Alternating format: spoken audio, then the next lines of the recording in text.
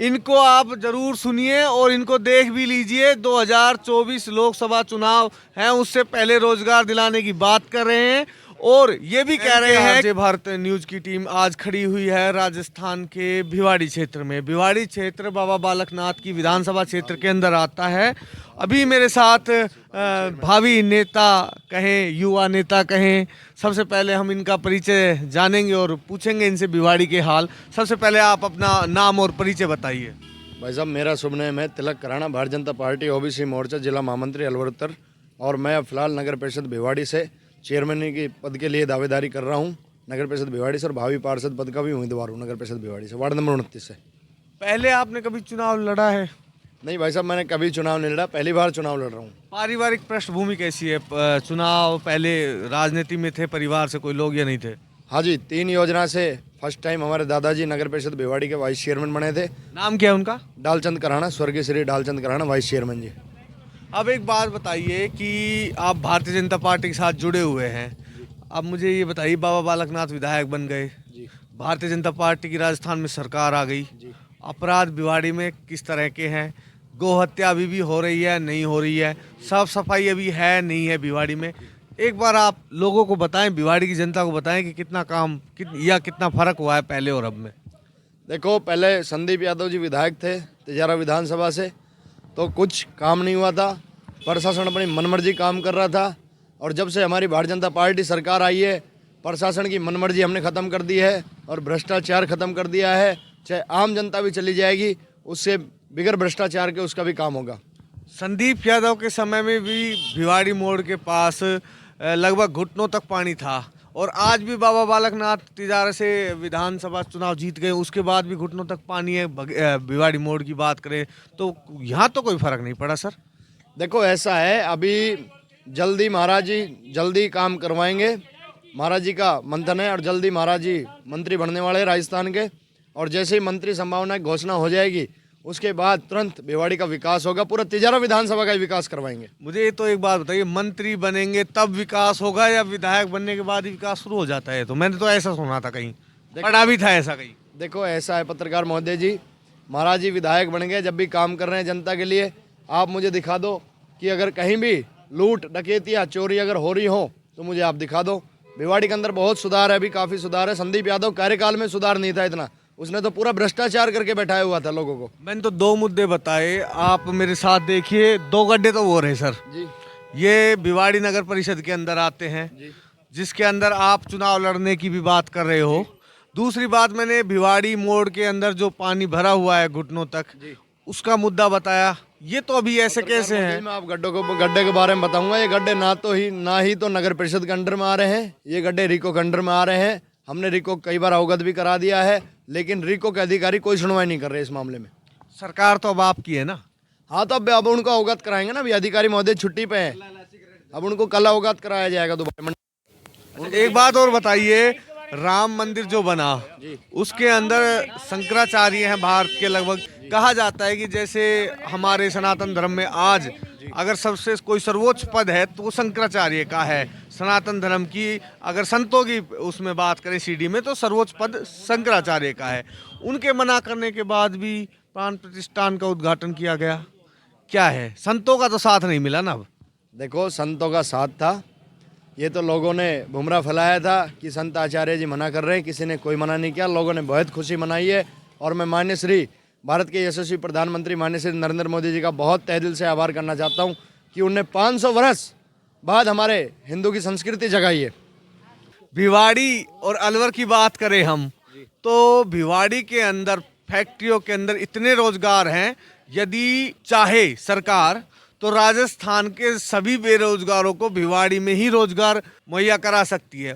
उसके बावजूद भी राजस्थान का कोई नेता ये बोलने से हिचकता है कि हम राजस्थान के स्थानीय निवासियों को नौकरी देंगे।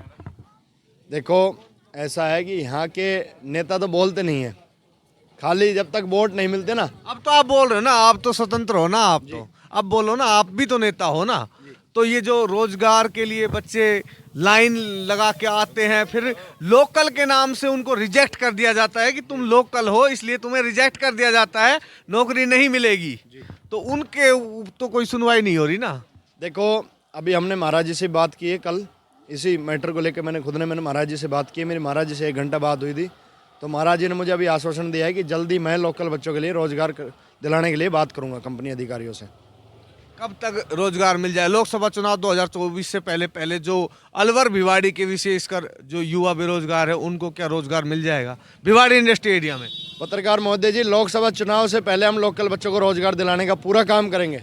जो है, चाहे हमारे कुछ भी करना पड़े, चाहे हमारे को हड़ताल करनी पड़े, चाहे हमारे को कंपनियों के अधिकारियों से जिदा बहस करनी पड़े, पर हम लोकल बच्चों को रोजगार दिला के ही रहेंगे आपकी बात। तो वीडियो में जो मेरे साथ युवा नेता भाई साहब देख रहे हैं इनको आप जरूर सुनिए और इनको देख भी लीजिए। 2024 लोकसभा चुनाव हैं, उससे पहले रोजगार दिलाने की बात कर रहे हैं और ये भी कह रहे हैं कि अगर आपको रोजगार नहीं मिलता है तो हम धरना प्रदर्शन भी करेंगे। ऐसे एक आज हमें युवा नेता भारतीय जनता पार्टी के मिले हैं, हम इनसे और भी बात करते हैं।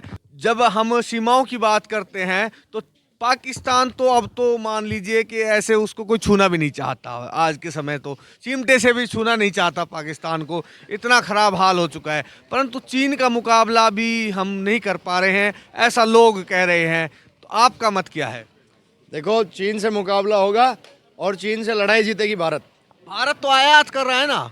आप ट्रेड में जाओगे, इकोनॉमिक्स में जाओगे, अर्थव्यवस्था में जब हम पढ़ेंगे तो चीन से आयात हो रहा है, निर्यात तो हो ही नहीं रहा है। चीन हमसे तो कुछ खरीद नहीं रहा है, बल्कि हम चीन से सब कुछ खरीद रहे हैं। वो देखो, जनता की मूर्खता है कि जो चीन का सामान जनता खरीद रही है, वो जनता को देखना चाहिए। सरकार क्यों बंद ना करा दे इसको? सरकार के तो हाथ में सब कुछ है ना। ट्रेड रोकना और ट्रेड चालू करना तो सरकार के हाथ में है ना। सरकार चाहे तो चीन से जो सामान आ रहा है सभी पर आयात पर बंद कर दे, ओप्पो के मोबाइल बंद कर दे, वीवो के मोबाइल बंद कर दे, वन प्लस के मोबाइल बंद कर दे। तो ये तो चाहे तो मोदी जी कर सकते हैं, फिर क्यों नहीं कर रहे? देखो, ऐसे सरकार ऑप्शन भी है। अब तो सैमसंग मोबाइल है जो कोरियाई कंपनी है। अभी तो हमारे पास ऑप्शन है कि हम चीन का मुकाबला कम से कम मोबाइल के क्षेत्र में तो कर सकते हैं ना। देखो पत्रकार महोदय जी, ऐसा है कि सरकार बंद नहीं कर सकती कुछ भी चीज़।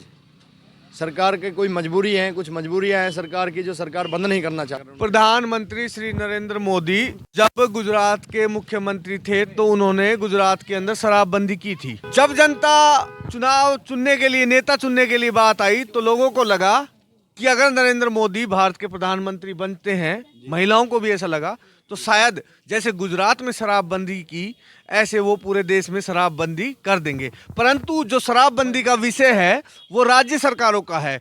अब तो राजस्थान के अंदर भारतीय जनता पार्टी की सरकार है। ऊपर यदि कोई भी अर्थव्यवस्था में डगमगाती राजस्थान की तो केंद्र सरकार उसे संभालने के लिए भी है, नरेंद्र मोदी भी। फिर शराबबंदी राजस्थान में करने से क्यों डरती है भारतीय जनता पार्टी?